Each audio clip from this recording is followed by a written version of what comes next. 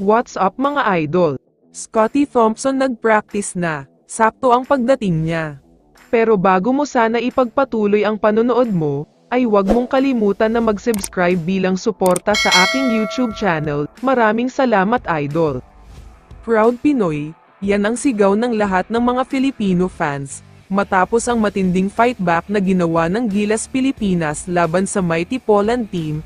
Paalala ko lang na may NBA player ang Poland na naglaro sa tune-up game na ito. Para sa mga hindi nakapanood ng buong game, hot start para sa Gilas Pilipinas sa first quarter. Everything is click ang ika nga nila, dahil lahat ng mga tira ng Gilas players ay pumasok talaga, kaya umabot sa 7 points ang kalamangan nila.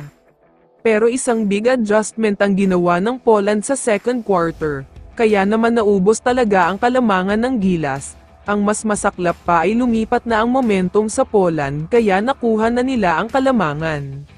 Pero sa third quarter naman, sobrang dikit talaga ang laban, palitan ng puntos ang nangyari. Sobrang nakakagulat dahil hindi inasahan ng lahat na makakasabay na pala ang Gilas sa malakas na European team, dahil bumaba sa 2 ang lamang ng Poland. Sa last and final fourth quarter naman, swerte ang Poland sa 3 dahil lahat ng mga ibinato nilang 3 points ay pumasok. Biglang lumobo sa 14 points ang kalamangan nila, ilang beses pa napa-timeout si coach team. Pero malutong na mura at sermon ang nakuha ng mga Gilas players kay coach team, mukhang ito lang pala ang kailangan nila dahil gumawa sila ng mabigat na run, na ibaba pa nila sa 4 na puntos ang kalamangan ng Poland.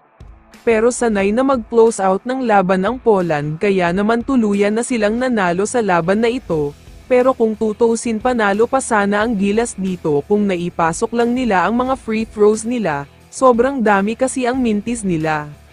Pero ang pinaka napansin talaga ng lahat ng mga fans, natalo daw ang Gilas dahil sa kawalan ng point guard, umabot kasi sa 23 ang turnovers nila.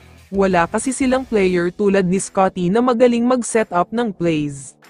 Kaya naman ayon sa mga source, susugal daw ulit si coach team sa kondisyon ni Scottie, tulad ng pagsugal na ginawa niya sa Hinebra, kung saan pinaglaro nga niya ito sa elimination round at sa playoffs kahit may injury si Scottie. Ito pa ang mas mabigat dito. Ayon pa sa source ay pinasunod na daw ng Gilas Pilipinas si Scottie papuntang Latvia. On the way na rin kasi ang Gilas sa bansang ito, para mas makabisado at mapamiliarize nila ang stadium at ang ring. Kaya naman kung ikaw ang tatanungin idol, kailangan nga ba ng Gilas si Scottie? I-comment mo naman ang sagot mo sa tanong na ito. So dito na nagtatapos ang video na ito. Maraming salamat sa pagsuporta at panonood mga idol. Ingat at bye-bye.